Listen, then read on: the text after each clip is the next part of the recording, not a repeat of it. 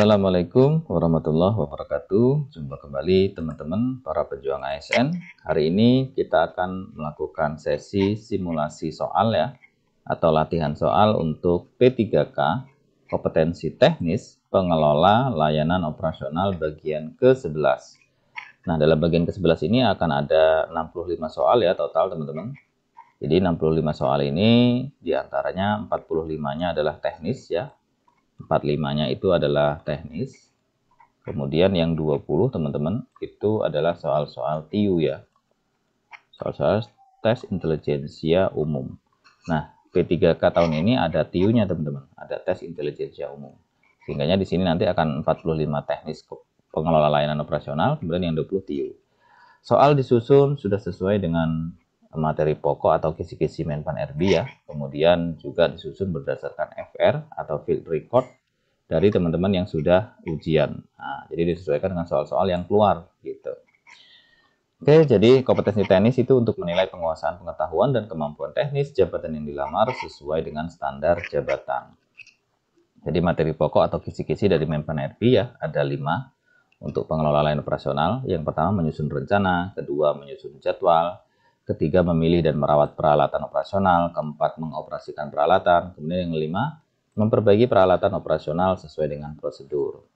Kemudian tambahannya seperti yang saya informasikan di awal, bahwasanya teman-teman ya perlu mempelajari TIU atau tes intelijensia umum ya, diantaranya sinonim, antonim, perbandingan, hitungan matematika sederhana ya, kemudian menghitung jarak, menghitung waktu, menghitung persentase, keuntungan, kemudian deret angka, deret huruf, dan lain sebagainya. Nah, ini bakal keluar di ujian P3K tahun ini ya.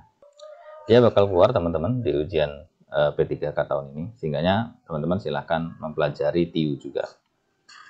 Oke, kita langsung saja ke simulasi soal yang pertama. Apa langkah pertama yang harus dilakukan seorang pengelola layanan operasional untuk mengidentifikasi kebutuhan peralatan operasional? A. Membeli peralatan yang sedang populer di pasar. B. Melakukan survei ke vendor terkait peralatan terbaru. C. Menganalisis rencana kerja untuk menentukan kebutuhan spesifik. D. Mengacu pada anggaran tanpa mempertimbangkan kebutuhan. Atau E. Mencari referensi dari departemen lain. Jawaban yang benar adalah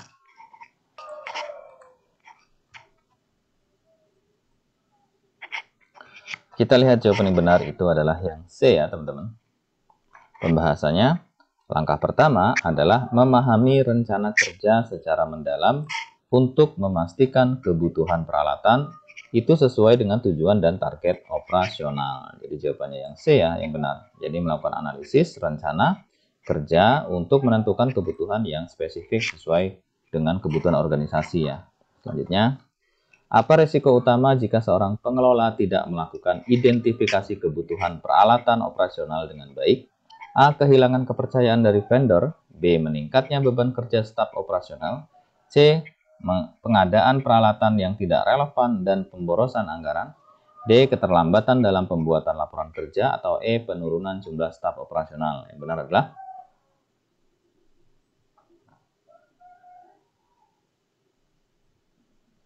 jawaban yang benar itu adalah yang C ya.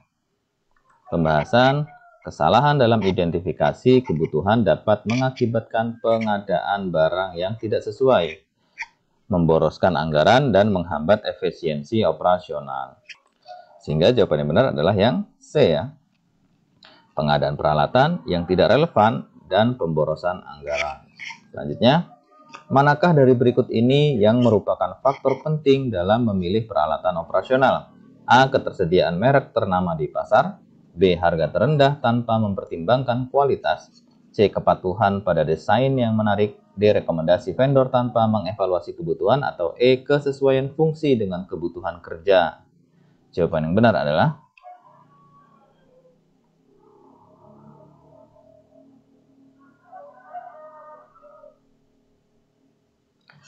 jawaban benar itu adalah yang E ya. Pembahasannya, pemilihan peralatan harus didasarkan pada kesesuaian fungsi dengan kebutuhan kerja agar efektif dalam mendukung operasional. Jadi jawabannya yang E ya, kesesuaian fungsi dengan kebutuhan kerja. Selanjutnya, Apa yang harus dilakukan seorang pengelola jika kebutuhan peralatan operasional tidak sesuai dengan anggaran yang tersedia? A. Mengurangi kualitas peralatan yang dibeli. B. Menunda pembelian semua peralatan hingga anggaran mencukupi. C. Meminta semua departemen mengurangi kebutuhan mereka. D. Melakukan prioritas kebutuhan berdasarkan urgensi dan dampak. E. Memilih peralatan dengan harga terendah tanpa analisis lebih lanjut. Yang benar adalah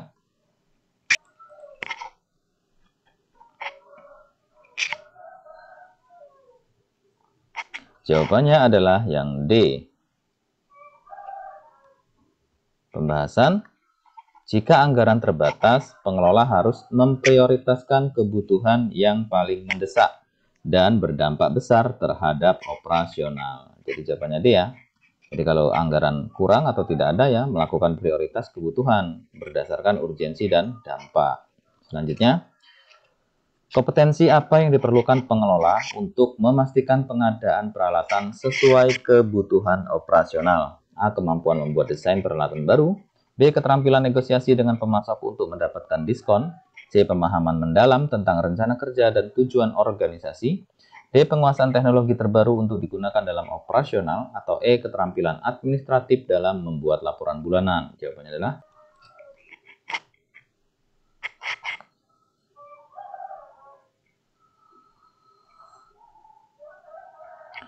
kita lihat jawabannya adalah yang C ya. Pembahasannya, pemahaman tentang rencana kerja dan tujuan organisasi adalah kunci untuk memastikan bahwa peralatan yang diadakan benar-benar relevan dan mendukung pencapaian target. Jadi jawabannya yang C ya.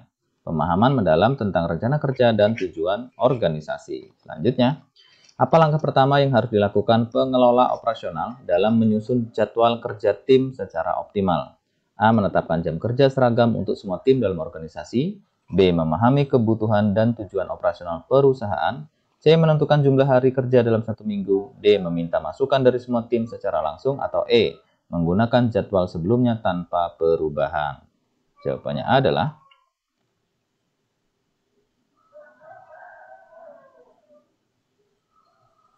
kita lihat jawaban yang benar adalah yang B ya. Pembahasannya, langkah pertama dalam memahami kebutuhan operasional perusahaan agar jadwal yang disusun sesuai dengan target dan efisiensi kerja yang diharapkan.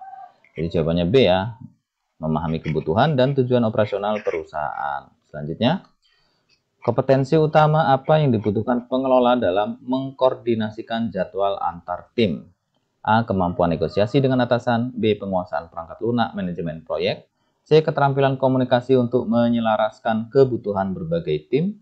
D. Keahlian dalam menyusun laporan keuangan. Atau E. Pengetahuan teknis tentang setiap fungsi tim. Jawabannya adalah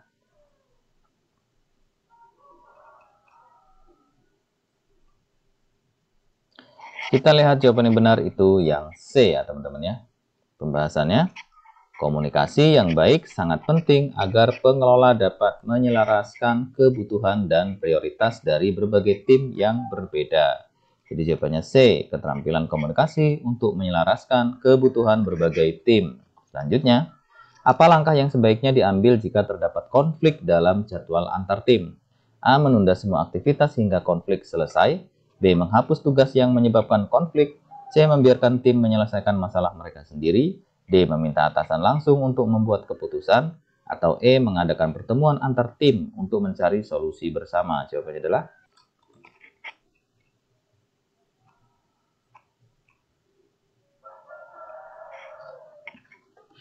kita lihat jawaban yang benar itu adalah yang E ya teman-teman.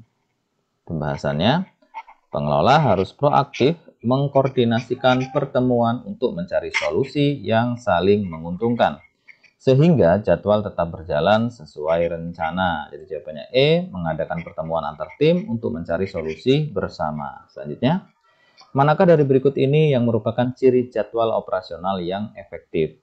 A. Memprioritaskan efisiensi waktu tanpa mempertimbangkan beban kerja. B. Memiliki fleksibilitas untuk disesuaikan dengan kebutuhan tim. C. Mengatur semua tugas dalam waktu yang sesingkat mungkin. D. Tidak memerlukan evaluasi ulang setelah disusun. Atau E. Ditetapkan tanpa masukan dari tim yang akan menjalankannya. Jawabannya adalah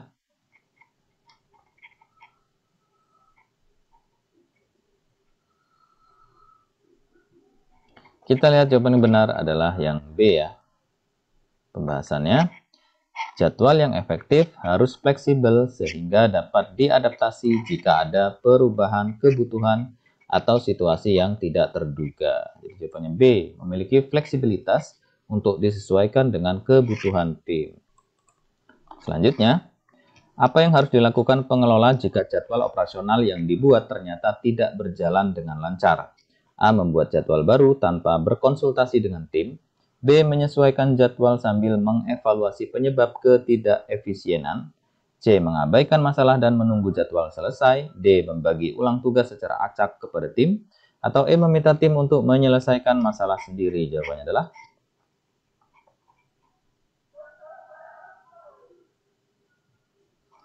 jawabannya benar itu adalah yang B, teman-teman. Pembahasannya, pengelola harus melakukan evaluasi untuk menemukan penyebab masalah dan menyesuaikan jadwal agar lebih efektif ke depannya. Jadi jawabannya yang B, menyesuaikan jadwal sambil mengevaluasi penyebab ketidakefisienan. Selanjutnya, apa risiko utama dari penjadwalan yang tidak sistematis dalam operasional? A. Overlap tugas dan beban kerja yang tidak merata antar tim. B. Kesulitan dalam mencari vendor yang sesuai. C. Penurunan jadwal karyawan. D. Meningkatnya biaya operasional secara signifikan. Atau E. Berkurangnya waktu untuk rapat internal. Jawabannya adalah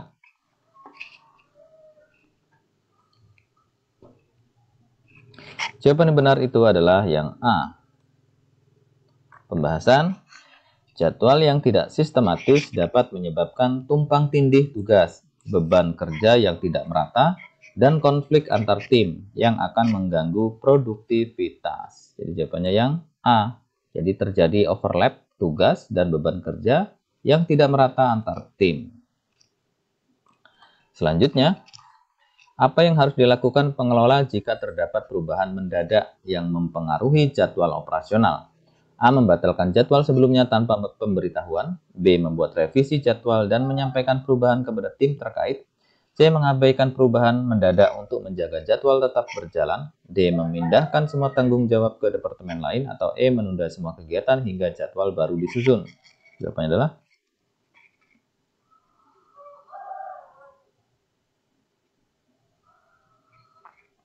kita lihat jawaban yang benar itu adalah yang A ya teman-teman. Maaf teman-teman, jawabannya adalah yang B ya. Nah, jawabannya yang benar itu adalah yang B. Pembahasannya, ketika ada perubahan mendadak, pengelola harus segera merevisi jadwal dan menginformasikan kepada tim untuk menjaga kelancaran operasional. Jadi jawabannya yang B ya, mohon maaf. Nah, ini jawabannya yang B. Jadi jawabannya yang membuat revisi jadwal dan menyampaikan perubahan kepada tim terkait. Selanjutnya, tujuan utama dari perawatan preventif pada peralatan operasional adalah untuk A. Mengurangi biaya perawatan dengan memperbaiki setelah kerusakan terjadi. B. Menjaga kinerja peralatan dengan mencegah kerusakan sebelum terjadi. C. Menggantikan seluruh komponen peralatan pada interval waktu tertentu. D. Memastikan kerusakan diperbaiki secara menyeluruh. Atau E. Menghindari inspeksi berkala yang memakan waktu. Jawabannya adalah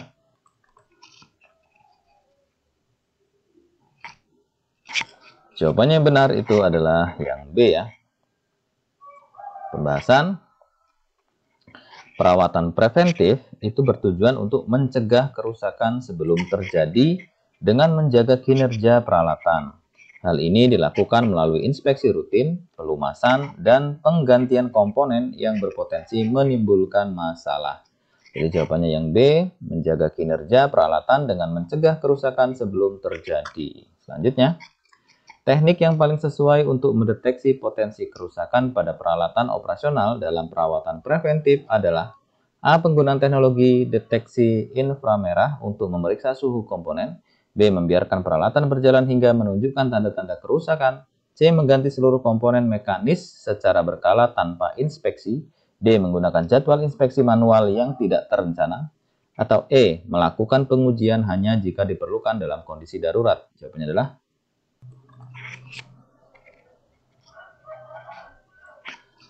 jawaban yang benar itu adalah yang A ya teman-teman. Pembahasannya, penggunaan teknologi seperti deteksi inframerah membantu mengidentifikasi potensi kerusakan pada tahap awal. Misalnya, mendeteksi komponen yang mengalami panas berlebih sehingga langkah preventif dapat diambil. Jadi jawabannya yang A ya. Ini penggunaan teknologi deteksi inframerah untuk memeriksa suhu komponen. Selanjutnya, apa perbedaan utama antara perawatan preventif dan perawatan korektif? A. Preventif dilakukan setelah peralatan rusak, sedangkan korektif dilakukan sebelum kerusakan terjadi. B. Preventif bersifat terjadwal, sedangkan korektif dilakukan secara insidental saat kerusakan terjadi. C. Preventif lebih murah dibandingkan korektif karena tidak memerlukan penggantian komponen. D. Preventif dilakukan hanya pada peralatan elektronik, sedangkan korektif pada semua jenis peralatan. Atau E. Preventif hanya membutuhkan tenaga kerja minimal, sedangkan korektif membutuhkan tim besar. Jawabannya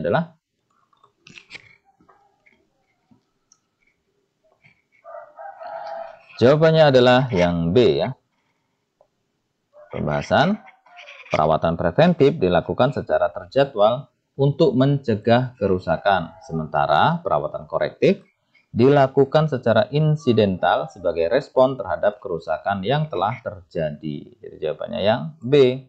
Jadi preventif itu bersifat terjadwal, nah sedangkan korektif dilakukan secara insidental saat kerusakan terjadi.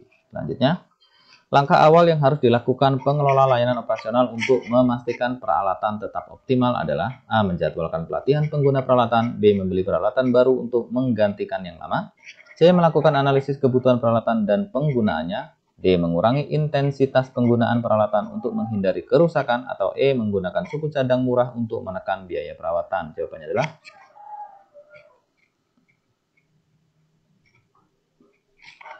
kita lihat jawaban yang benar itu adalah yang C ya. Pembahasannya, langkah awal adalah memahami kebutuhan peralatan dan penggunaannya. Dengan analisis ini, pengelola dapat merancang strategi perawatan yang tepat dan memastikan alat digunakan sesuai kapasitasnya. Jadi jawabannya yang C, melakukan analisis kebutuhan peralatan dan penggunaannya. Selanjutnya, apa tujuan utama dari melakukan inspeksi rutin terhadap peralatan operasional? A. Mengidentifikasi potensi kerusakan sebelum terjadi masalah serius. B. Mengurangi beban kerja staf operasional. C. Menghindari pengeluaran untuk suku cadang baru. D. Mengganti peralatan tanpa analisis lebih lanjut. Atau E. Menunda penggantian peralatan hingga benar-benar rusak. Jawabannya adalah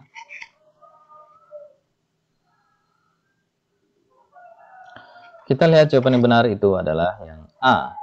Pembahasannya, inspeksi rutin bertujuan untuk mendeteksi potensi kerusakan sedini mungkin, sehingga pengelola dapat mengambil tindakan pencegahan untuk menghindari masalah besar di kemudian hari. Ya, jadi jawabannya yang benar itu yang A, mengidentifikasi potensi kerusakan sebelum terjadi masalah serius. Selanjutnya, indikator yang menunjukkan perlunya penggantian komponen pada peralatan operasional adalah A. Penurunan kinerja alat yang signifikan tanpa alasan yang jelas. B. Ketidakcocokan alat dengan kebutuhan pengguna baru. C. Adanya keluhan dari pengguna meskipun alat berfungsi normal. D. Peralatan belum digunakan sesuai kapasitasnya. Atau E. Komponen masih dalam kondisi layak secara visual. Jawabannya adalah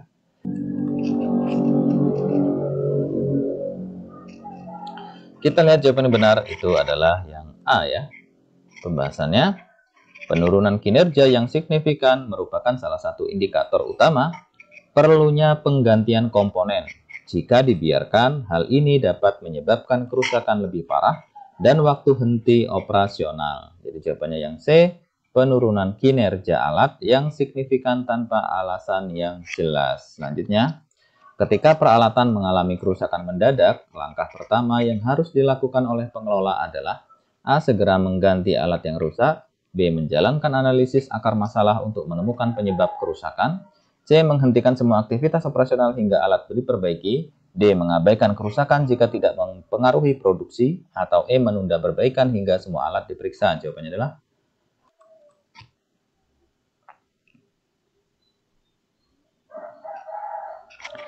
Jawabannya adalah yang B. Pembahasannya, langkah pertama dalam menghadapi kerusakan mendadak adalah menganalisis penyebab kerusakan. Dengan mengetahui akar masalah, pengelola dapat mengambil tindakan perbaikan yang tepat dan mencegah kerusakan serupa di masa depan. Jadi jawabannya adalah melakukan sebuah analisis akar masalah untuk menemukan penyebab kerusakan. Selanjutnya, dalam menentukan prioritas perawatan alat, apa yang sebaiknya menjadi pertimbangan utama? A. Biaya perawatan dibandingkan dengan harga alat. B. Lokasi alat dalam fasilitas operasional. C. Ketersediaan pengganti untuk alat tersebut. D. Umur alat yang lebih lama dibandingkan dengan rata-rata. E. Tingkat urgensi alat dalam mendukung operasi bisnis.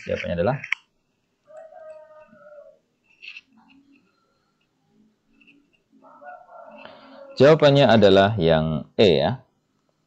Pembahasannya, tingkat urgensi alat dalam mendukung operasi bisnis menjadi pertimbangan utama. Karena alat yang sangat penting harus selalu berada dalam kondisi optimal untuk mencegah gangguan pada proses operasional. Jadi jawabannya E, tingkat urgensi alat dalam mendukung operasi bisnis. Selanjutnya, pengelola layanan operasional perlu memperhatikan laporan kinerja alat secara berkala. Apa tujuan utama dari langkah ini? A. Untuk membuktikan bahwa alat masih berfungsi secara visual. B. Untuk mendeteksi pola penurunan kinerja sebelum kerusakan besar terjadi. C. Untuk menunda penggantian alat jika masih dianggap ekonomis.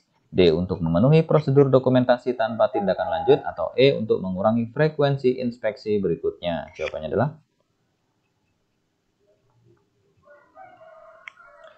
jawaban yang benar itu adalah yang B ya. Pembahasannya, laporan kinerja alat yang diperiksa secara berkala membantu mendeteksi pola penurunan kinerja. Hal ini memungkinkan pengelola mengambil tindakan pencegahan sebelum alat mengalami kerusakan besar. Jadi jawaban yang benar adalah yang B, untuk mendeteksi pola penurunan kinerja sebelum kerusakan besar terjadi. Selanjutnya, salah satu indikator yang paling penting dalam riwayat perawatan adalah A. Jumlah pemakaian alat setiap hari. B. Biaya pembelian alat saat pertama kali dibeli. C. Nama pengguna yang terakhir menggunakan alat tersebut. D. Catatan frekuensi perawatan dan hasil inspeksi sebelumnya. Atau E. Lokasi geografis alat tersebut ditempatkan.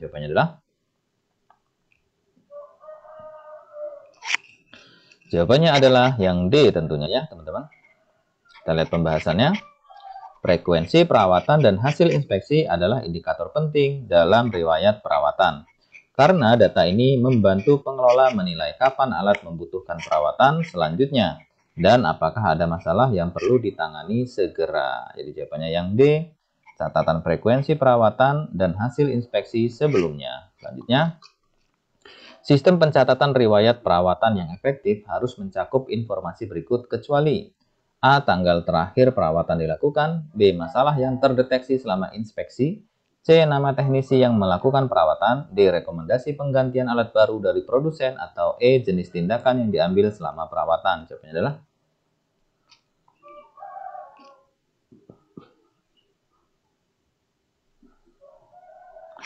Jawabannya adalah yang D ya.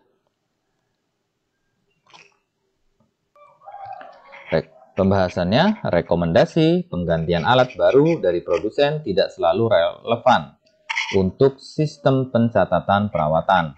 Fokus utama adalah mencatat aktivitas perawatan, temuan, dan tindakan yang diambil selama proses pemeliharaan. Jadi yang bukan ya atau kecuali itu adalah yang D, kaitannya dengan rekomendasi penggantian alat baru dari produsen. Selanjutnya, bagaimana cara pemantauan riwayat perawatan dapat membantu memperpanjang umur peralatan operasional?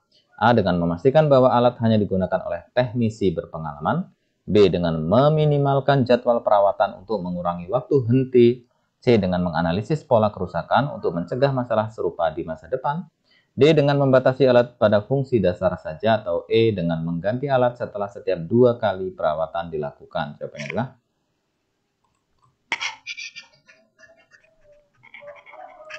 Jawabannya adalah yang C ya teman-teman.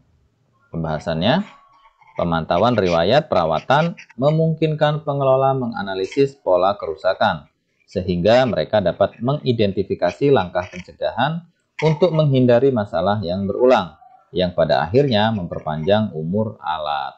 Jawabannya C, dengan menganalisis pola kerusakan untuk mencegah masalah serupa di masa depan. Selanjutnya, langkah pertama yang harus dilakukan oleh seorang pengelola layanan operasional saat menemukan kerusakan pada peralatan adalah A. Segera mengganti peralatan tanpa memeriksa lebih lanjut. B. Melaporkan kerusakan pada atasan tanpa memberikan rincian spesifik. C. Mengidentifikasi jenis dan tingkat kerusakan peralatan secara rinci. D. Menunggu hingga peralatan sepenuhnya tidak berfungsi sebelum melapor. Atau E. Mengabaikan kerusakan jika tidak berdampak langsung pada operasional. Yang benar adalah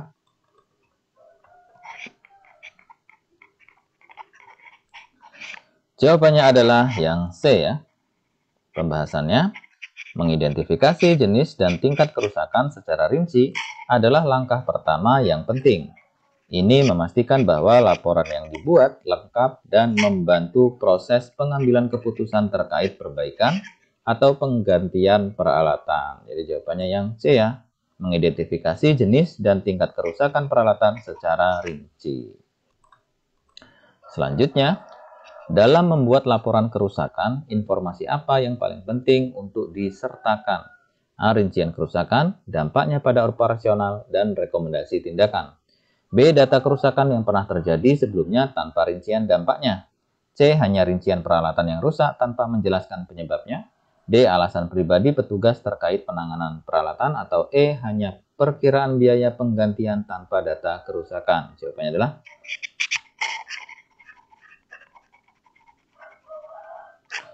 jawaban yang benar itu adalah yang A. Pembahasannya, laporan kerusakan yang efektif harus mencakup rincian kerusakan, dampak terhadap operasional, serta rekomendasi tindakan. Informasi ini membantu manajemen membuat keputusan yang cepat dan tepat. Jadi jawabannya yang C, rincian kerusakan, dampak pada operasional, dan rekomendasi tindakan. Selanjutnya, apa alat yang paling tepat digunakan oleh pengelola layanan untuk memantau kondisi peralatan operasional secara rutin?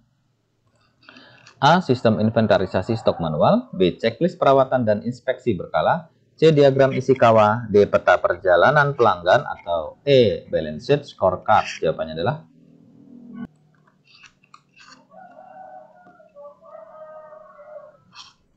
jawaban yang benar itu adalah yang B ya. Pembahasannya, checklist perawatan dan inspeksi berkala memungkinkan pengelola layanan memantau kondisi peralatan secara sistematis, mendeteksi potensi kerusakan sebelum terjadi, dan menjaga operasional tetap berjalan lancar. Jadi jawabannya yang B, checklist perawatan dan inspeksi berkala. Selanjutnya, jika kerusakan peralatan berdampak langsung pada pelayanan pelanggan, langkah terbaik yang harus dilakukan pengelola layanan adalah A. Menunda pelayanan hingga peralatan diperbaiki. B. Meminta pelanggan menunggu hingga kerusakan diperbaiki. C. Melaporkan kerusakan tanpa memberikan solusi sementara. D. Mengurangi jumlah layanan untuk mengurangi penggunaan peralatan. Atau E. Menggunakan peralatan cadangan atau alternatif yang tersedia. Jawabannya adalah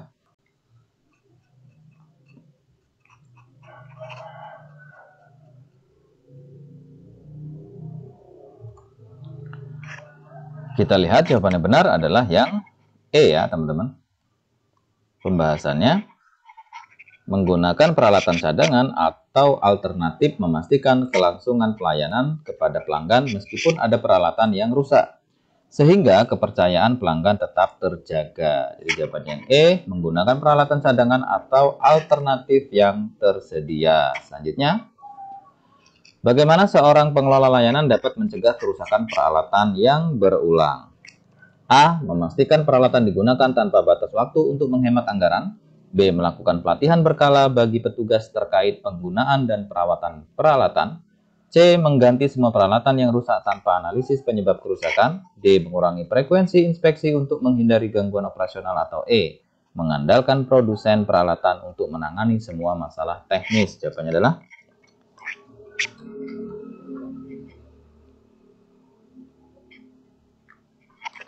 kita lihat jawaban yang benar itu adalah yang B, teman-teman.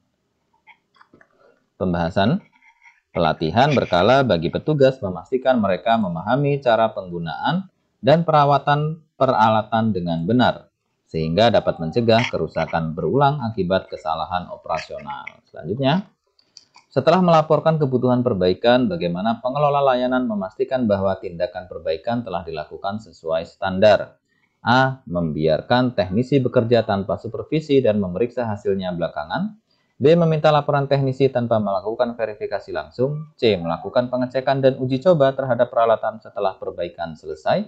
D. Mengandalkan laporan tim lain untuk memantau hasil perbaikan. Atau E. Tidak memonitor perbaikan selama operasional berjalan. Yang benar adalah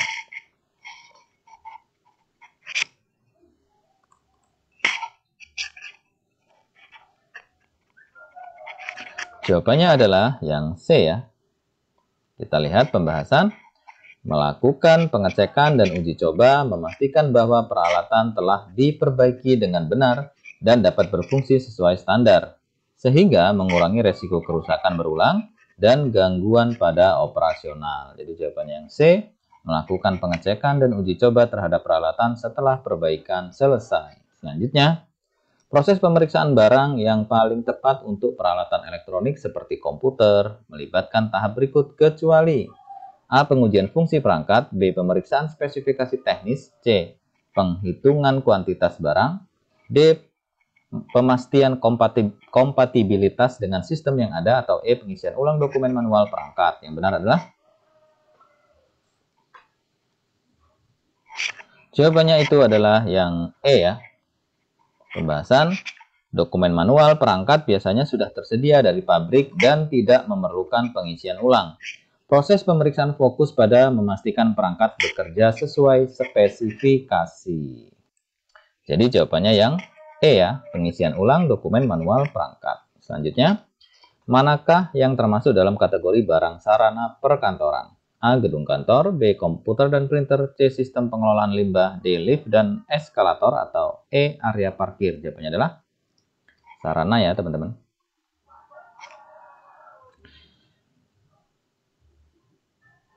Jawabannya itu adalah yang B ya. Pembahasan komputer dan printer adalah barang yang digunakan secara langsung dalam operasional sehari-hari, sehingga termasuk sarana perkantoran. Jadi jawabannya B, komputer dan printer. Selanjutnya, mengapa pemeriksaan stok barang kecil seperti alat tulis kantor perlu dilakukan secara berkala? A. Untuk menghindari barang kadaluarsa. B. Agar dapat menilai efisiensi kerja karyawan. C. Supaya tidak ada penumpukan stok yang tidak diperlukan. D. Untuk mencocokkan desain barang dengan tema kantor. Atau E. Agar barang kecil dapat diganti secara seragam. Jawabannya adalah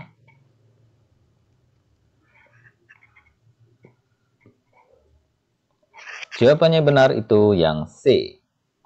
Pembahasannya, pemeriksaan berkala alat tulis mencegah pemborosan anggaran akibat penumpukan barang yang tidak diperlukan dan memastikan stok cukup untuk kebutuhan. Jadi jawabannya yang C, supaya tidak ada penumpukan stok yang tidak diperlukan. Selanjutnya, apa langkah pertama dalam pemeriksaan barang sarana perkantoran yang baru diterima? A. Membandingkan dengan spesifikasi dalam kontrak pembelian. B. Menguji fungsionalitas barang. C. Mendokumentasikan barang ke dalam inventaris. D. Melakukan negosiasi ulang dengan supplier. Atau E. Memberikan pelatihan penggunaan kepada karyawan. Jawabannya adalah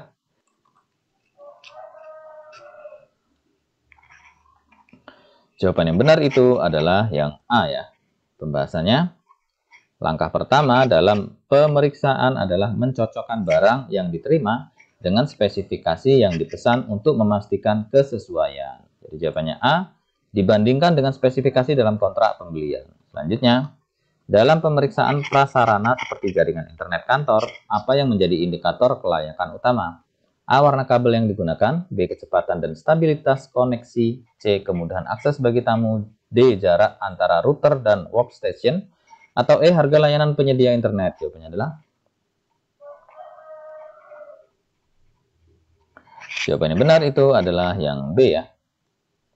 Pembahasannya, kecepatan dan stabilitas koneksi merupakan indikator utama dalam menentukan apakah jaringan internet dapat menunjang operasional kantor secara optimal. Jadi jawabannya B, kecepatan dan stabilitas koneksi. Selanjutnya, jika ditemukan barang yang tidak sesuai dalam pemeriksaan, apa langkah yang harus dilakukan? A. Langsung mengganti barang sendiri. B. Memberikan laporan kerusakan kepada departemen lain. C. Menghubungi pemasok untuk klaim atau penggantian. D. Menyimpan barang tersebut untuk digunakan dalam situasi darurat. E. Membiarkan barang tetap diterima dengan catatan. Jawabannya adalah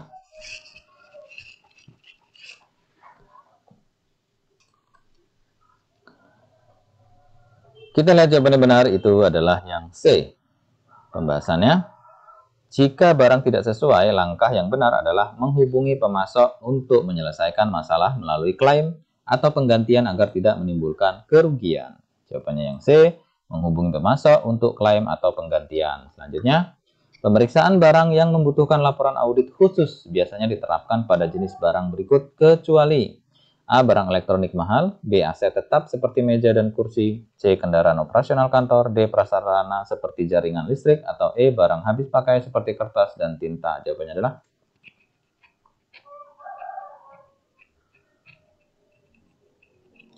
kita lihat jawabannya benar, itu adalah yang E. Kita lihat pembahasan. Barang habis pakai tidak memerlukan laporan audit khusus karena nilai ekonomisnya yang kecil dibandingkan aset tetap atau barang elektronik ya. Jadi jawabannya E, barang habis pakai seperti kertas dan tinta. Selanjutnya, manakah yang merupakan ciri utama prasarana perkantoran? A. Dapat dipindahkan dengan mudah, B. Digunakan untuk kegiatan administratif langsung, C. Bersifat permanen dan mendukung aktivitas utama kantor, D. Berfungsi sebagai alat pelengkap kerja, atau E. Memiliki masa pakai pendek. Yang benar adalah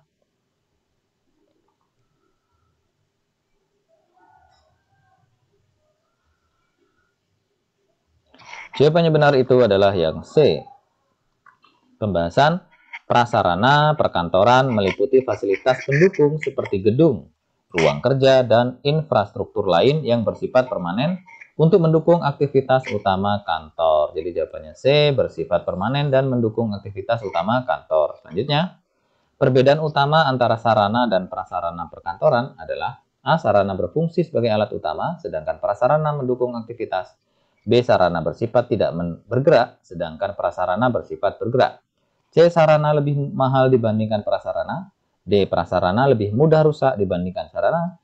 E. Sarana lebih banyak digunakan oleh staf lapangan. Jawabannya adalah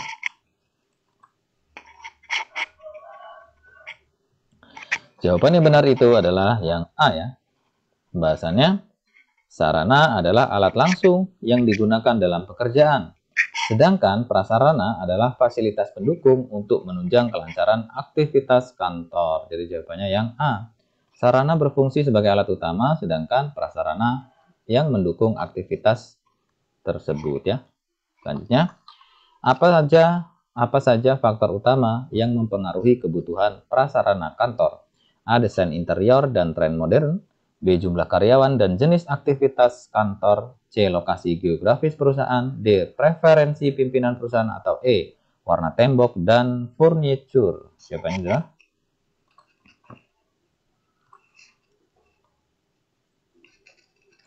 jawaban yang benar, itu adalah yang B ya. Pembahasan kebutuhan prasarana seperti ruang kerja, ruang rapat, dan fasilitas pendukung lainnya bergantung pada jumlah karyawan dan jenis pekerjaan yang dilakukan di kantor tersebut ya. Jadi jawabannya yang B, jumlah karyawan dan jenis aktivitas kantor. Selanjutnya, dalam proses identifikasi masalah teknis pada peralatan operasional, langkah pertama yang paling tepat adalah A. Melakukan analisis akar penyebab masalah tanpa mengumpulkan data, B. Menghubungi vendor tanpa pemeriksaan awal, C. Mengumpulkan data terkait gejala dan perilaku peralatan, D. Mengganti seluruh komponen yang dicurigai rusak, atau E. Menunggu hingga masalah menjadi kritis untuk memastikan kerusakan. Jawabannya adalah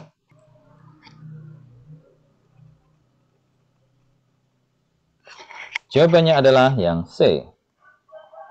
Pembahasan langkah pertama dalam proses identifikasi masalah teknis adalah memahami gejala dan perilaku peralatan melalui pengumpulan data seperti catatan kinerja, laporan operator, dan inspeksi visual.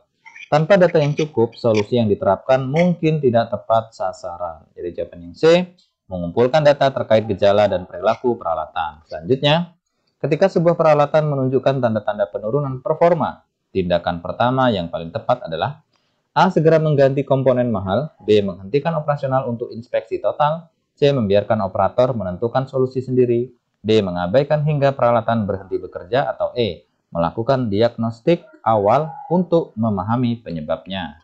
Jawabannya adalah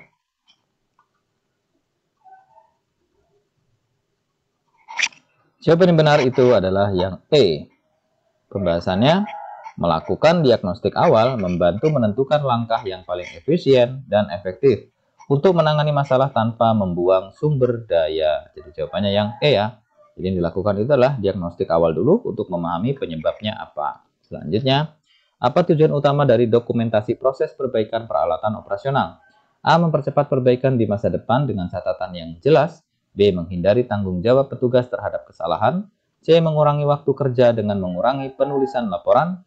D. Memberikan laporan hanya jika diminta oleh supervisor. Atau E. Menghapus jejak kegagalan teknis sebelumnya. Jawabannya adalah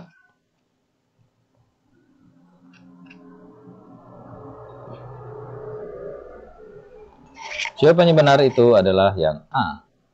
Pembahasannya, dokumentasi yang baik membantu mencatat langkah-langkah perbaikan, penyebab masalah, dan solusi yang digunakan, yang berguna untuk referensi di masa depan.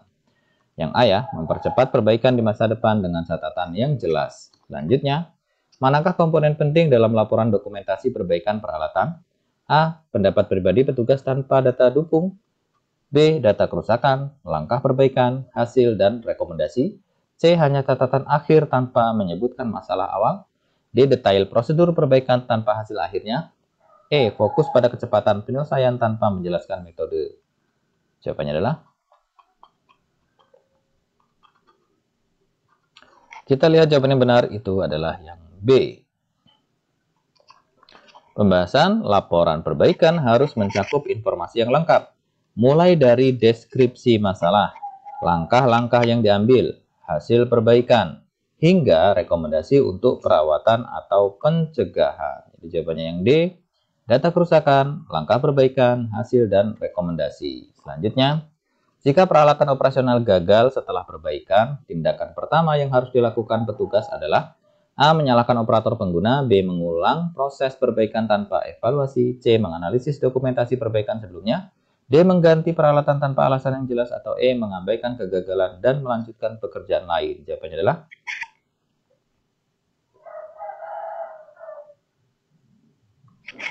kita lihat jawaban yang benar itu yang C ya. Pembahasan analisis dokumentasi sebelumnya membantu mengidentifikasi apakah ada langkah yang terlewat atau apakah penyebab masalah sebelumnya terkait dengan kegagalan baru ya. Jadi jawabannya yang C, menganalisis dokumentasi perbaikan sebelumnya. Sekarang kita masuk ke soal contoh soal TIU ya, tes intelijensi umum. Jadi ini soal masuk juga dalam kompetensi teknis di P3K ya. Ini informasi dari yang sudah mengikuti ujian. Jadi ada beberapa soal TIU. Nah, ini kita akan sepil beberapa soalnya. Dan soal yang keluar nanti teman-teman kurang lebih bentuknya seperti ini ya. Walaupun tidak sama soalnya, tapi kurang lebih bentuknya nanti akan seperti ini. Oke, kita langsung bahas ya dari soal yang pertama. Kaitannya dengan TIU ini. Jadi seorang tukang mebel kayu dapat membuat 12 meja dalam 6 hari. Jika ia ingin membuat 18 meja, berapa lama waktu yang diperlukan? A. 8 hari, B. 9 hari, C. 10 hari, D. 12 hari, atau E. 14 hari. Silahkan dijawab teman-teman.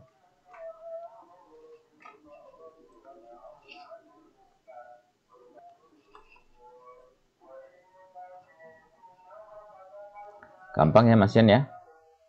Nah, kalau dia 12 meja itu 6 hari. Nah, yang ditanyakan kalau 18 meja itu berapa hari?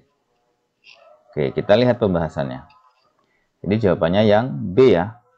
Di waktu yang diperlukan dari 18 meja itu adalah 9 hari. Kita lihat pembahasannya. Jika dia membuat 12 meja, teman-teman, itu waktunya adalah 6 hari. Jadi kita hitung dulu per harinya. Nah, per harinya itu adalah berarti 12 dibagi 6. Berarti perharinya dia menghasilkan 2 meja, ya kan? Nah, perharinya 2 meja. Maka kalau untuk 18 meja, ini tinggal dibagi saja, ya 18 dibagi 2, yaitu ketemunya 9 hari, ya. Karena perharinya 2, sedangkan yang ditanya itu kalau 18 meja berapa hari? Ya sudah, berarti total meja itu dibagi dengan jumlah meja per hari yang diperoleh, yaitu 2. Sehingga ketemu 9 hari ya. Jadi jawabannya 9 hari. Selanjutnya, hitunglah hasil dari perhitungan berikut 2345 dikali 112 ditambah 789. Maka hasilnya A263429, B262429, C264429, D265429, atau E266429. Silahkan dihitung teman-teman.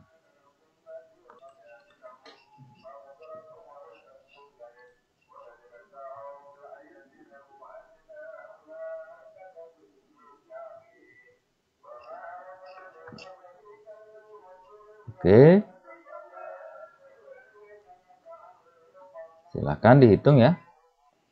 Ini butuh kecepatan aja ya, kecepatan dan ketepatan dalam menghitung ini. Kalau cara menghitungnya saya rasa teman-teman sudah paham ya. Oke, kalau sudah kita lihat ya, hasilnya dari 2345 dikali 112 ditambah 789 adalah yang A ya teman-teman. Nah, bagaimana cara menghitungnya? Langkah pertama ya teman-teman, yang dihitung itu adalah perkaliannya dulu. Ya, perkaliannya dulu ya. Jadi kalau misalnya ada kurang, ada jumlah, ya, ada kali, ada bagi gitu. Makanya pertama itu perkalian. Nah, kemudian kalau ada bagi, kedua pembagian, kemudian ada jumlah dan ada pengurangan, maka penjumlahan dulu, baru terakhir adalah pengurangan gitu ya. Kalau dalam hal ini adalah perkalian dulu yang diproses ya. Sehingganya 2345 itu dikali 112 dulu. Sehingganya mendapatkan hasil yaitu 262640. Kalau sudah dapatkan hasil dari perkalian, maka baru bisa dijumlahkan dengan 789 ya. Nah, jadi hasil perkalian tadi dijumlahkan 789. Ini ya hasil perkalian. Jadi hasilnya adalah 263429. Nah, ini jawabannya. Jadi di sini perkaliannya dulu baru penjumlahannya ya. Jadi 263429. Selanjutnya, jika X sama dengan 3, kemudian Y sama dengan 5, maka persamaan mana yang benar? A, X plus 2 sama dengan Y, B, X min 1 sama dengan Y, C, X plus Y sama dengan 8, atau D, X kurang dari Y atau lebih kecil dari Y, E, X sama dengan Y. Yang benar adalah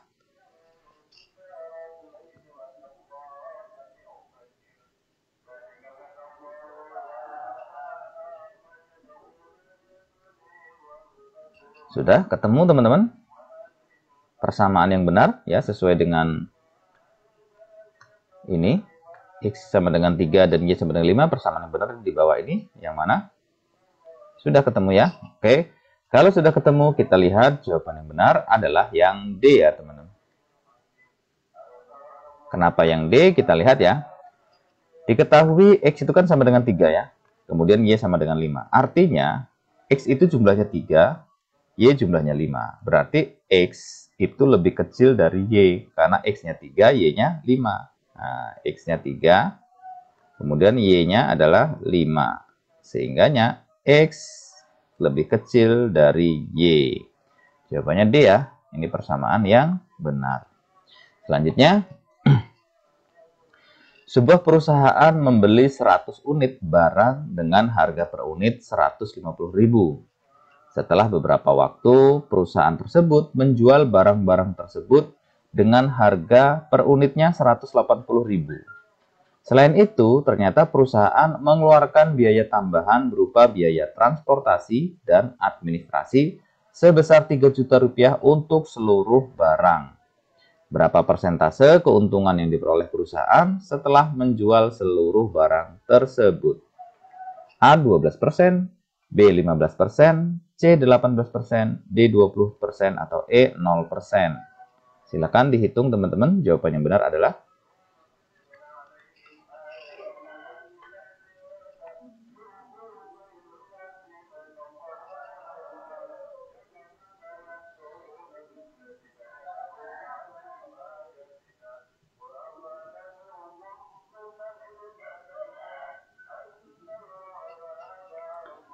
Oke, sudah dihitung teman-teman? Sudah ketemu ya? Kalau sudah ketemu, kita lihat jawaban yang benar itu adalah yang E ya. Nah, jadi keuntungannya itu adalah yang E. Kenapa yang E? Kita lihat pembahasannya. Modal awal ya atau yang dikeluarkan awal itu adalah 150.000 dikali 100 unit ya. Jadi dengan harga ya dia membeli 100 unit ini barang teman-teman dengan harga 150 ya. Nah, berarti ini 150.000 harganya dibeli 100 unit. Sehingga dia mengeluarkan yang pertama adalah 15 juta ya. Terus kemudian selanjutnya setelah beberapa waktu perusahaan tersebut menjual barang-barang per unitnya 180.000 ya, dijual per unitnya 180.000. Berarti kalau dikali 100 unit dapatnya adalah 18 juta ya. Nah, 18 juta. Oke. Selanjutnya perusahaan mengeluarkan biaya tambahan berupa biaya transportasi dan administrasi 3 juta. Nah, artinya mengeluarkan uang lagi ya. Jadi biaya pengeluaran di sini teman-teman adalah 3 juta ya. Sehingga keuntungannya adalah 18 juta dikurang 15 juta. Nah, ini penjualan tadi ya. Dia menjual 18 juta karena modal awal itu 15 juta. Ya kan? Kemudian dikurang 3 juta. 3 juta ini merupakan pengeluaran biaya administrasi yang transportasi tadi ya. Ya kan? Di 18 juta ini adalah hasil penjualan. 15 juta ini modal ya. Modal untuk membeli barang pertama tadi, 3 juta adalah biaya administrasi. Sehingganya diperoleh 15 juta ya. Jadi kalau kita ngitung persentasenya adalah modalnya 15 juta ya, karena tadi 150.000 membeli 100 unit ya, sehingganya 15 juta. Kemudian pendapatannya 15 juta juga ya, sehingganya keuntungan menjadi 0% atau tidak untung ya, atau hanya balik modal saja gitu teman-teman. Jadi jawabannya adalah yang 0% gitu. Oke, ke soal selanjutnya.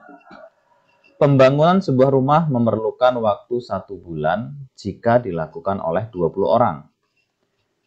Jika ada penambahan pekerja sebanyak 10 orang, maka berapa lama waktu pembangunan rumah tersebut? A 20 hari, B 30 hari, C 40 hari, D 50 hari, atau E 60 hari. Yang benar adalah silahkan dihitung teman-teman.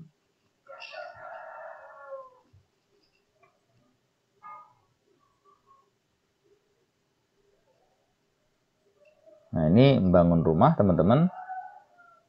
Kalau dia 20 orang diselesaikan sebulan. Nah, ternyata kalau ditambah 10 orang lagi, nah itu berapa hari, ya kan? Karena kalau hanya 20 orang itu 30 hari selesainya. Nah, ternyata kalau misalnya 30 orang, nah itu berapa hari? Kalau 20 orang 30 hari, berarti kalau 30 orang berapa hari? Nah, itu yang ditanya.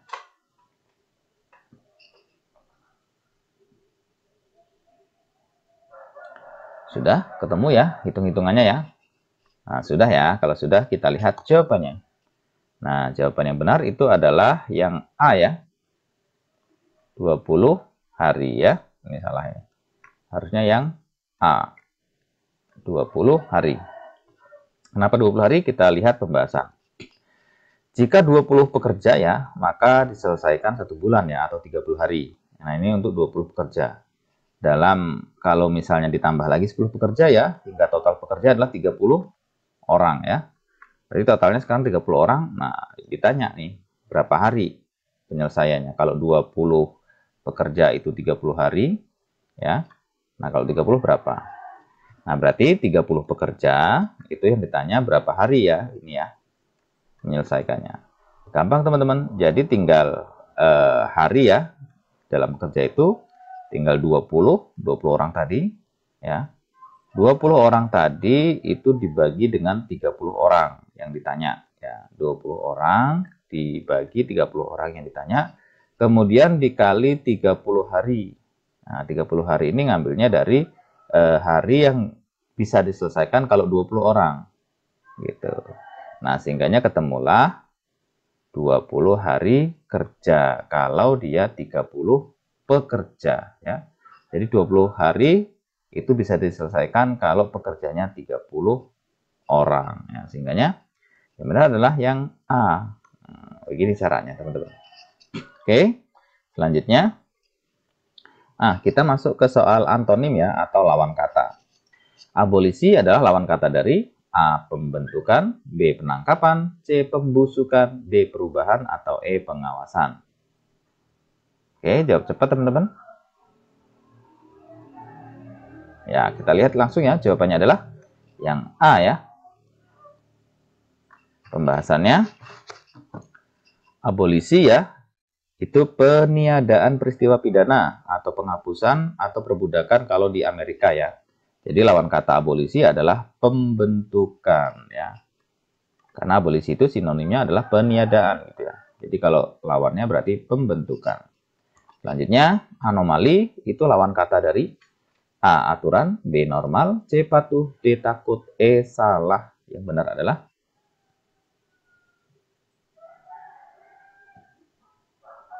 sudah ya. Kita jawab cepat. Kita jawab cepat. Yang jawabannya yang benar itu adalah yang B ya, normal. Kita lihat pembahasan ya.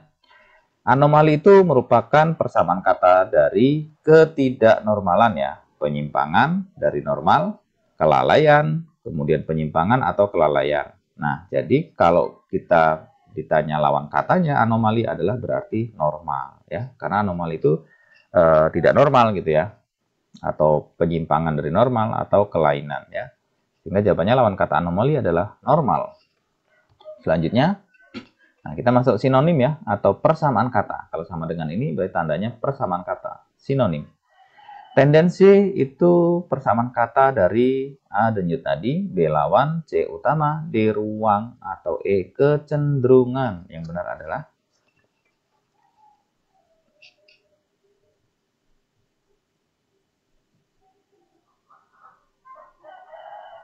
Oke, kita jawab cepat teman-teman ya. Jawaban yang benar adalah yang E ya. Kenapa yang E? Kita lihat pembahasannya. Tendensi itu adalah kecenderungan ya, atau kecondongan pada suatu hal ya. Sehingga persamaan kata tendensi adalah kecenderungan yang E. Selanjutnya, supervisi itu persamaan kata dari A. Pengawasan, B. Luar biasa, C. Pegawai, D. Bos, atau E. Manajer. Yang benar adalah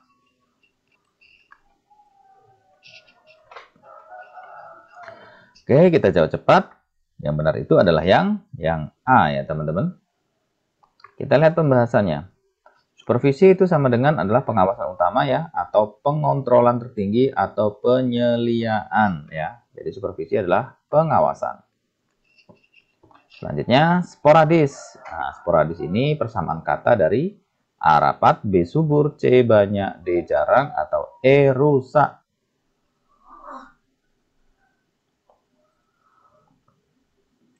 Kita jawab dengan cepat. Yang benar D ya. Pembahasan sporadis itu merupakan keadaan penyebaran tumbuhan atau penyakit di suatu daerah yang tidak merata dan hanya dijumpai di sana-sini. Tidak tentu, kadangkala atau kadang-kadang. Kadang-kadang itu kan berarti jarang gitu ya. Berarti adalah D persamaan kata sporadis. Selanjutnya, nah ini analogi ya. Kalau di analogi yang pertama adalah kompor api, maka persamaan kata dari analogi yang di atas itu adalah A. Palung gula, B. Pohon buah, C. Kipas angin, D. Jalan macet, atau E. Lemari es. Ya, ini kita suruh mencari persamaan kata ya. Persamaan kata analogi ya. Nah, kalau kompor api berarti persamaan katanya adalah dengan apa analoginya ya, yang beranalogi. Oke, sudah ketemu ya. Kompor api antara A, B, C, D, E ini yang sesuai dengan analogi di atas adalah. Oke, kita lihat ya jawabannya ya. Yang benar adalah yang C, teman-teman. Kipas angin. Kenapa kipas angin? Kita lihat pembahasannya. Kompor itu menghasilkan api ya. Nah, maka jawabannya yang paling tepat itu adalah kipas angin menghasilkan angin ya. Jadi betul ya. Jadi yang benar adalah yang C, kipas angin. Selanjutnya, masih analogi ya persamaan kata. Suhu Celcius. Nah, itu analogi sama katanya. A. Termosuhu, B. Api kebakaran, C. Banjir air, D. Gempa Richter, atau E. Dosis obat. Nah, dari jawaban-jawaban ini, yang analoginya sama dengan yang di atas adalah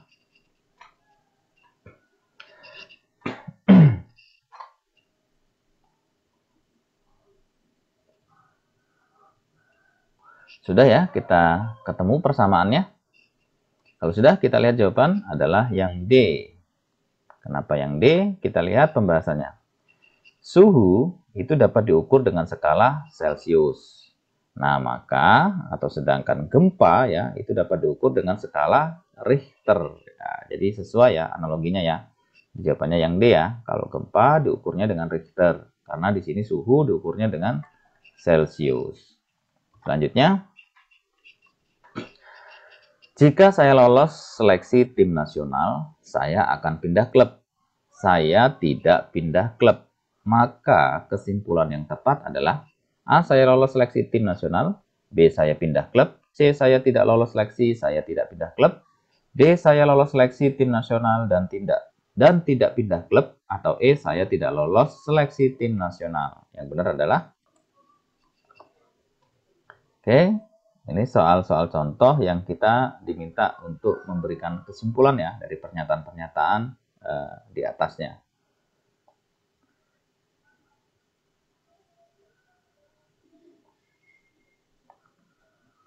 Sudah ketemu ya, gampang ini ya. Nah, kalau saya ingatkan seperti ini ya. P adalah Q, maka R adalah kurang lebih seperti itulah. Atau P sama dengan Q, kalau dia bukan P maka dia sama dengan bukan Q, gitu berarti kan. Sudah ketemu ya? Kalau sudah ketemu jawabannya, kita lihat pembahasannya ya. Jadi jawaban yang benar itu adalah yang E. Kenapa yang E teman-teman? Kita lihat pembahasan. P1 ya, kita anggap aja P1 itu adalah kalimat jika saya lolos seleksi tim nasional, ya, itu adalah P, maka saya akan pindah ke klub, berarti Q. Nah, berarti kan P1 ya teman-teman, berarti P1 itu sama dengan jika P maka Q. Nah, ini P1-nya. Ya, ini P1. Pernyataan 1 ini ya. P ini kalimat ini. Jika saya lolos ya seleksi tim nasional, ini adalah P, maka saya ini adalah Q ya. Saya akan pindah ke klub. Ya, ini pernyataan yang pertama. Nah, kita masuk ke pernyataan yang kedua. Nah, pernyataan kedua sudah muncul satu kalimat ya. Yaitu saya tidak pindah klub. Nah, ini ya. Berarti ini tidak key ya. Karena ini merupakan kesimpulan. Berarti P2-nya teman-teman di sini. P2-nya ya, itu sama dengan yang pertama adalah tidak key. Ya, nih. Saya tidak pindah klub. Berarti kan tidak key ya, karena ada kalimat tidaknya. Nah, sedangkan di sini key-nya adalah saya akan pindah klub. Ya, di sini pernyataan P2 saya tidak pindah klub. Jadi sehingganya dia tidak key. Maka yang benar kalau dia tidak key berarti di sini kesimpulannya dia harus tidak juga. Berarti tidak P. Nah, tidak P ini kalau kita kembalikan ke P ya. Nah, P itu kan jika saya lolos seleksi tim nasional, itu adalah pernyataan P. Tadi kalau tidak P, saya tidak lolos tim nasional ya, ditambahin kalimat negatif ya. Nah, kalau dia negasi P ya, ini negasi P, tidak, ini negasi Q adalah tidak. Berarti di sini negasi P ini merupakan adalah saya ini ya. Jadi negasi P itu merupakan di sini saya tidak lolos timnas ya. Nah, saya tidak lolos timnas. Negasi P-nya. Karena negasi Q-nya sudah ketahuan, tinggal kita lihat negasi P-nya. Gitu. Sehingga jawabannya yang benar adalah yang E, teman-teman ya. Jadi saya tidak lolos seleksi timnas. Oke? Paham ya teman-teman ini ya, P1 dan P2 ini? Kalau paham, kita ke soal selanjutnya. Andi, Anton, dan Intan adalah saudara. Usia Andi terpaut 1 bulan dengan Intan. Andi memanggil ayah Intan dengan sebutan paman. Intan juga memanggil ayah Andi dengan sebutan paman. Anton adalah saudara Andi dan lebih tua dari Andi tetapi tidak lebih tua dari Intan. Ya, berarti dia tidak lebih tua dari Intan tapi lebih tua dari Anton. Jadi kesimpulannya adalah A. Andi lebih tua dari Intan. B. Intan paling muda. C. Anton dan Andi saudara kembar dan lebih muda dari Intan. D. Intan seumuran dengan Andi. E. Anton lebih tua dari Intan dan lebih muda dari Andi. Yang benar adalah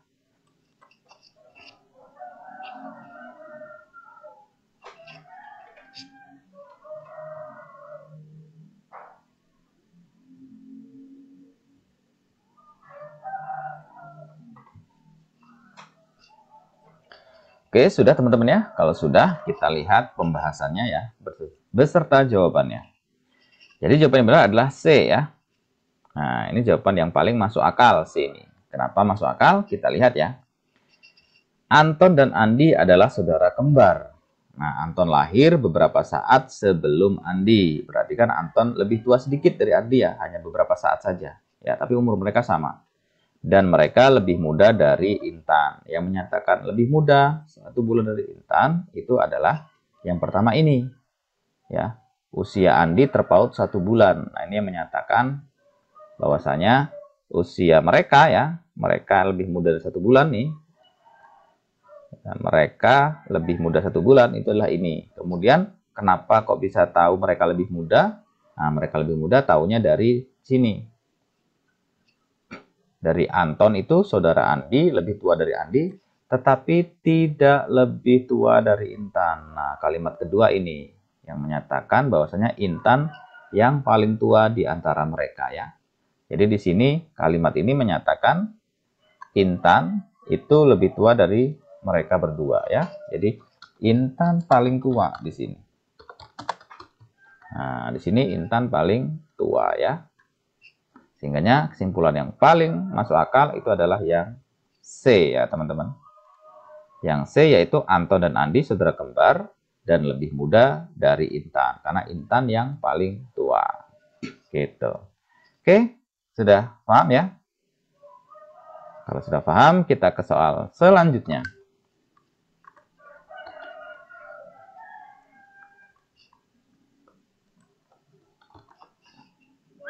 Oke. Berat badan Adinda lebih besar Dini, tetapi lebih rendah dari Ulfa. Berat badan Ulfa lebih besar dari Pandu, tetapi tidak lebih besar dari Dewi. Berat badan Pandu lebih besar dari Adinda. Jadi kesimpulannya urutan berat badan dari yang terbesar sampai yang terkecil. Nah, berarti yang ditanya teman-teman, badan yang paling besar hingga terkecil itu urutannya yang benar adalah yang mana? Nah, yang A, Dewi Ulfa Pandu Adinda. B, Ulfa Pandu Dewi Dini Adinda. C, Dini Adinda Pandu Dewi Ulfa. D, Adinda Dini Dewi Pandu Ulfa. Atau E, Ulfa Pandu Dini Dewi Adinda. Yang benar adalah yang Nah, teman-teman bisa mencari satu saja sebenarnya ya, yaitu siapa badannya yang paling besar gitu.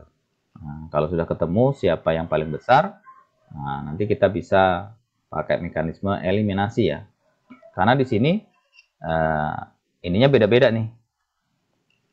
Awalnya nih, ini Dewi, ini Ulfa, ini Dini, ini Adinda. Nah, cuma dua ini aja yang sama, E sama B. Nanti kalau ketemu siapa yang paling besar, tinggal dilihat awalnya ini siapa gitu. Jadi yang lain dieliminasi gitu ya. Sudah ketemu urutannya dari besar terkecil? Ya, kita lihat ya pembahasan. Jadi jawaban yang benar itu adalah yang A, teman-teman. Badan yang paling besar itu adalah Dewi.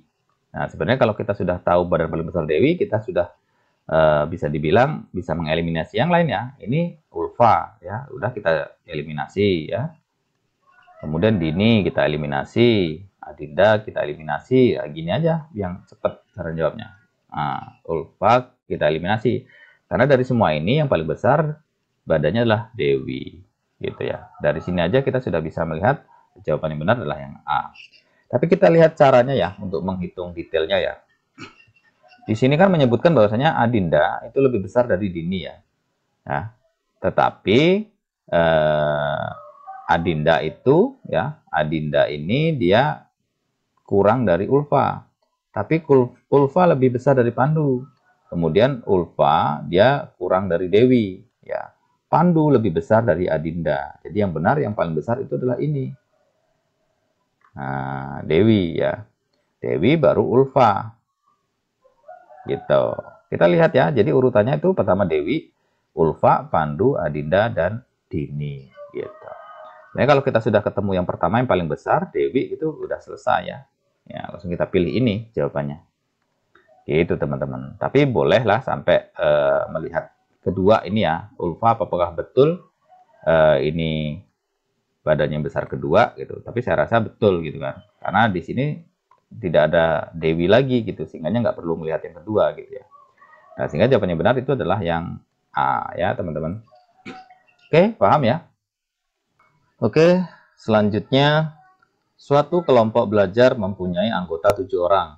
Jika setiap belajar semua anggota kelompok duduk dengan posisi melingkar, banyaknya cara untuk mengatur posisi duduk anggota kelompok tersebut adalah A 720, B 1440, C 2520, D 5040, atau E 5420. Yang benar adalah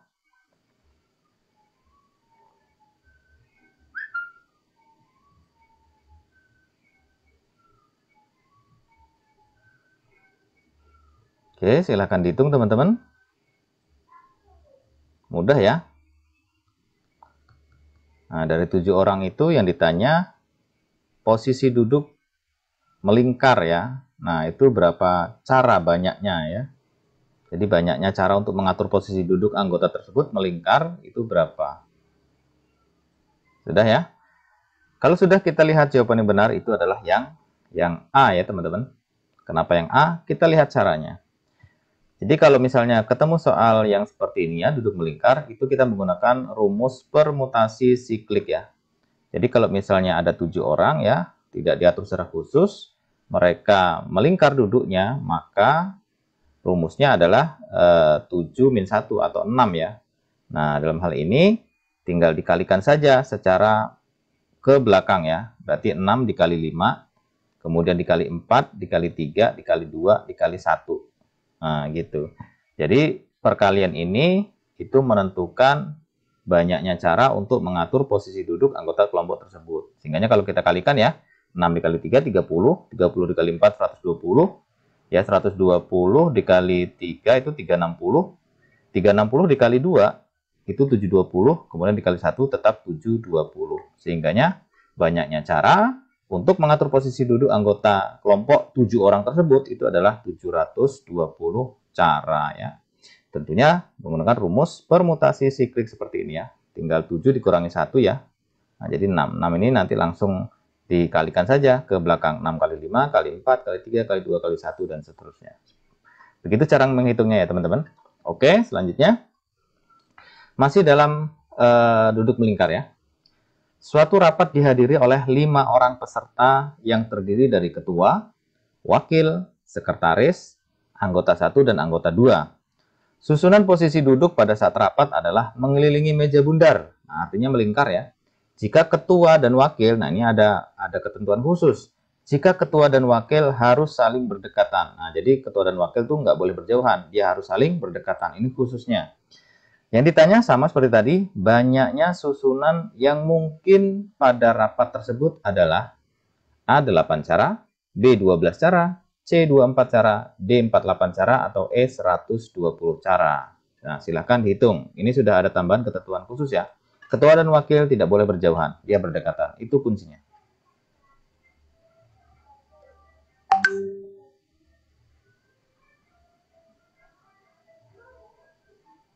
Silahkan dihitung teman-teman.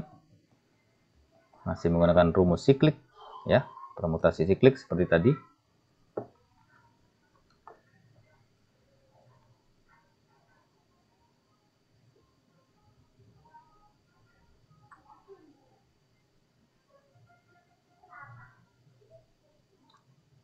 Oke, sudah ketemu berapa cara?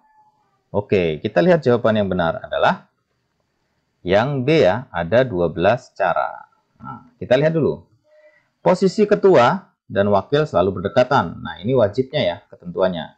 Sehingga sebagai satu posisi. Ya, jadi wakil ketua itu dihitung hanya satu posisi karena dia harus berdekatan ya. Jadi total posisi dari 5 orang dengan 2 orang yang selalu berdekatan itu sama dengan 4 posisi. Nah, sehingganya posisi itu tidak menjadi 5, tapi sudah berubah menjadi 4 karena wakil dan ketua itu dia dihitung satu posisi karena harus berdekatan. Kemudian selanjutnya perlu diperhatikan juga bahwa ketua dan wakil bisa dengan 2 urutan ya. Bisa urutan 1 dan 2 atau urutan 2 dan 1 gitu ya. Jadi bisa 2 urutan sehingga posisinya yang mungkin untuk ketua dan wakil menjadi 2 ya. Siklik seperti ini. Nah, sehingganya penyelesaiannya ya. Yang pertama itu adalah penyelesaian soal untuk contoh di atas. Yang pertama kita hitung permutasi 4-nya dulu. Ya kan? Karena tadi itu ketua dan wakil hitung 1 sehingganya hanya 4 posisi. Nah, kita hitung permutasi 4-nya dulu. Ya, permutasi 4-nya yaitu ini ya. 4 min 1 ini ya. Jadi dihitung mundur ya. Jadi mulai dari 3 dikali 2 dikali 1. Udah ketemu. Jadi ketemu permutasi 4 dulu. Nah, kemudian kita hitung lagi ya permutasi yang 2. 2 ini merupakan posisi dari ketua dan wakil yang dia urutannya bisa 2 urutan ya. Wakil bisa di nomor 1 atau ketua di nomor 1 gitu ya, wakil di nomor 2. Atau sebaliknya, wakil di nomor 1, ketua di nomor 2. Nah, sehingganya dia ada 2 posisi. Nah, ini dikalikan saja ya. Jadi 4 posisi permutasi ini dikali 2 posisi permutasi. Sehingganya ketemunya 4 kurang 1 dikali 2 posisi. Ya kan? Kalau 2 posisi berarti 2 kali 1 ya. Berarti ini yang 4 posisi teman-teman secara umum. Kemudian 2 kali 1 ini merupakan posisi ketua dan wakil tadi. Sehingganya 3 ya, 3 dikali 2 itu 6 dikali 1 6. Kemudian 2 kali 1 2 berarti 6 kali 2 sama dengan 12 cara. Nah, cara menghitungnya seperti ini teman-teman ya. Karena sudah ada ketentuan khusus gitu. Jadi jawaban yang benar adalah yang 12. Selanjutnya, nah kita masuk ke deret angka ya. Suatu seri angka sebagai berikut ya, 2, 4, 7, 11, 16, titik. Seri selanjutnya adalah A17, 18, B20, 22, C22, 29, D24, 32, atau E29, 35. Yang benar adalah ini deret angka ya. Jadi ada pola, pasti ada pola. Nah, kita mencari polanya dulu, nanti ketemu jawabannya.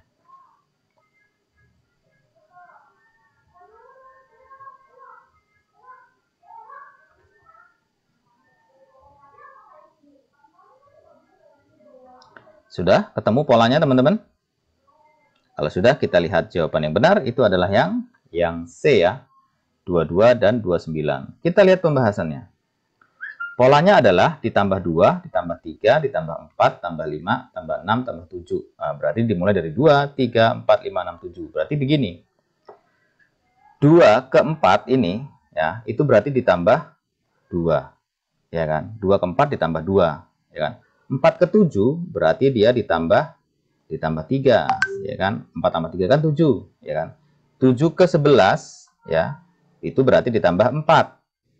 7 tambah 4 kan 11. Nah, berarti 11 ke 16 itu ditambah 5 ya. 11 tambah 5 kan 16. Berarti di sini teman-teman dia harus ditambah 6 ya. Berarti 16 tambah 6 sama dengan adalah 22 ya. Oke, 22 di sini. Nah, kemudian ini harus ditambah 7. Ya kan? Karena dia polanya 2, 3, 4, 5, 6, 7 ya. Urutan dia polanya. Berarti 22 tambah 7 sama dengan 29 ya. Nah, sehingga jawabannya adalah 22, 29 ya. Nah, polanya seperti ini, 2, 3, 4, 5, 6, 7. Oke, ketemu ya. Jadi 22, 29 jawabannya. Selanjutnya, masih deret angka ya, atau seri angka. Jadi suatu seri angka sebagai berikut ya, 1, 37, 13, 21. Jadi seri selanjutnya adalah A25, B28, C31, D35, atau E45. Silahkan dicari polanya teman-teman, biar ketahuan jawabannya apa.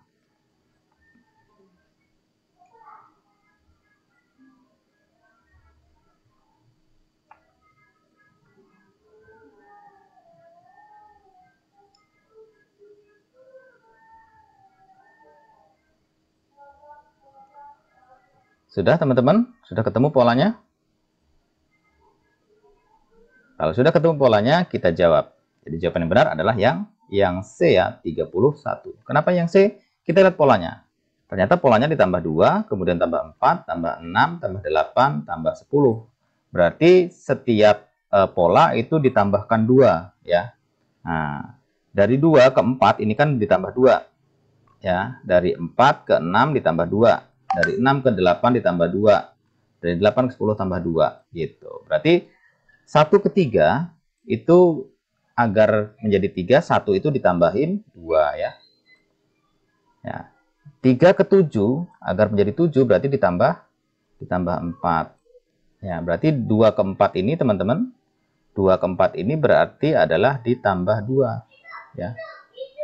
Nah, berarti semua polanya ditambah 2. 7 ke 13 ini ditambah 6. Nah, berarti ini kan polanya 2 tuh. 4 ke 6 itu kan 2. Tuh, masih 2 polanya. Terus kemudian 13 ke 21 itu ditambah 8. Ya kan? Karena di sini polanya 2. Nah, 22 tuh. Kemudian berarti di sini ya, 21 ke sini itu berarti ditambah 10. Karena di sini polanya dari 8 ke 10 dia harus 2. Di sini polanya. Jadi 10, 21 tambah 10 berapa? 31 ya. Jadi jawabannya adalah 31. Nah, yang C. Jadi polanya seperti ini ya teman-teman ya. Jadi jawabannya adalah yang C. Oke. Selanjutnya masih deret angka ya, tapi ini huruf. Huruf A, C, C, E, titik, titik, titik, titik, G, I, I, K. Nah, jadi titik-titik ini adalah A, E, dan G, B, G, dan H, C, H, dan I, D, G, dan J, atau E, dan J. Jawaban yang benar adalah, ini masih nyari pola teman-teman.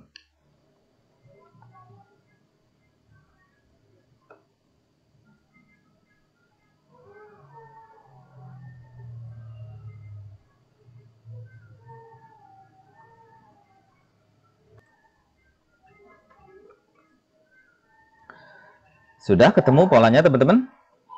Kalau sudah ketemu polanya, kita jawab ya. Jawaban yang benar itu adalah yang A ya.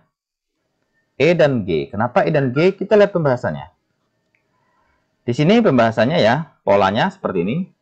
Huruf kedua itu dihilangkan, kemudian huruf selanjutnya diulang. Nah, jadi berarti A ke C ini berarti ada yang dihilangkan, yaitu huruf B. Huruf B dihilangkan ya. Nah, seperti ini nih. Huruf kedua dihilangkan, ya teman-teman, dihilangkan. Huruf selanjutnya diulang. Berarti yang B dihilangkan, kemudian C-nya diulang. Nah, berarti C diulang. Nah, habis C ke E, itu kan ada yang dihilangkan lagi ya, yaitu huruf apa? Huruf D. Huruf D dihilangkan. Ya. Huruf D dihilangkan, sehingganya dia langsung C ke E. Berarti kalau sudah E, berarti di sininya harus E, karena diulang 2 kali. Ya, polanya seperti ini nih. Ada yang dihilangkan 1, kemudian selanjutnya diulang 2 kali. Nah, habis E, itu harus ada yang dihilangkan lagi. Habis E apa? Habis E adalah F. Berarti di sini itu adalah F yang dihilangkan ya. F berarti di sini harusnya G ya. Polanya G. F-nya dihilangkan ya. Jadi satu huruf dihilangkan, kemudian huruf selanjutnya diulang 2 kali. Ini dihilangkan lagi ya, yang D ini. Kemudian E-nya diulang 2 kali. Terus kemudian F-nya dihilangkan ya, kemudian G-nya diulang 2 kali. Terus ya, seterusnya. Jadi jawabannya adalah E dan G ya. Itu polanya seperti itu. Jadi jawabannya adalah E dan G.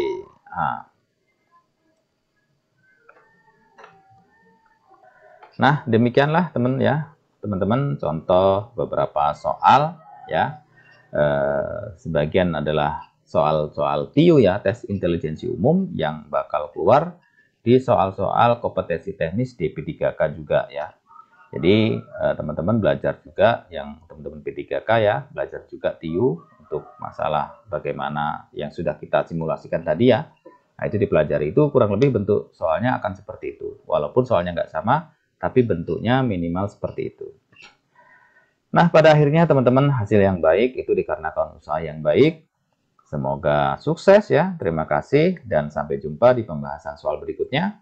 Assalamualaikum warahmatullahi wabarakatuh. Salam.